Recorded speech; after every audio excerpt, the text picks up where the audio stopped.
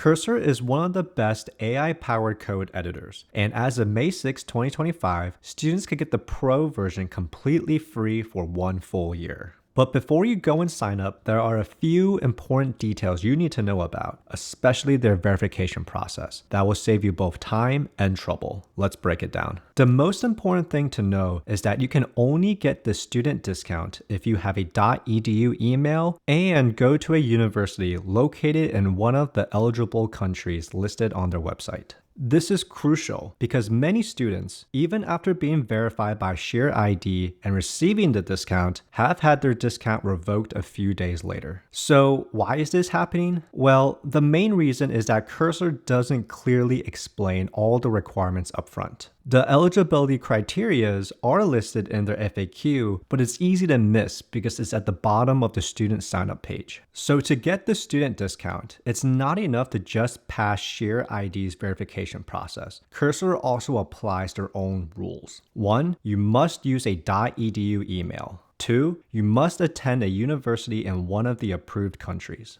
To make matters more confusing, Cursor seems to update these requirements frequently. For example, countries like China and India were previously eligible but are no longer eligible. As a result, students have encountered situations like being verified and receiving a discount, only to get an email from Cursor days later saying that unusual patterns were detected and your student discount will be discontinued. Whether those fraud detections are accurate or not, we don't know, and it's not super clear. So what should you do? If you're a student that meets all the requirements and had your student discount revoked, reach out to Cursor support. In most cases, they've been pretty responsive and proactive, and there's a good chance they'll reinstate your discount. Now, if you're a student without a EDU email or go to a school in a country not listed, your best option right now is to email Cursor directly and explain the situation. If enough students speak up, it may encourage them to expand their eligibility requirements. Now that you know what to expect, let me walk you through how to actually sign up for the student discount.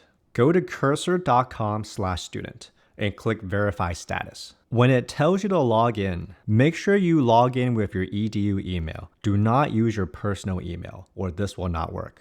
Then you'll be redirected to ShareID, which is a third-party service that Cursor and a lot of other companies use to verify student status. Here, you'll need to fill out the form with your name, your school, your country, and etc. Once verified, click on Apply Discount, and it'll redirect you to the payment page. Here, verify that your student discount has been applied. You should see that the total due amount today is $0. On this page, you will also have to enter your credit card information. The reason they make you enter your credit card information is because after 1 year, when your student discount expires, they will auto charge you for $192. So make sure to cancel within the year if you don't want to be auto charged. If everything works, you'll now have Cursor Pro for a full year. That's it. And I know this whole experience can be frustrating, especially if you went through the steps, got verified, and then had your discount revoked with little explanation. Cursor really should make these requirements more visible and transparent. But in fairness to them, Cursor had issues in the past with people abusing their student discounts. So it's understandable that they're a little more strict now. But in doing so, they are also unintentionally penalizing legitimate students. And that's not ideal from a user experience standpoint. I'm sure Cursor will improve their system over time, especially as more students provide feedback. If you have run into any of these issues or had a different experience, let me know in the comments.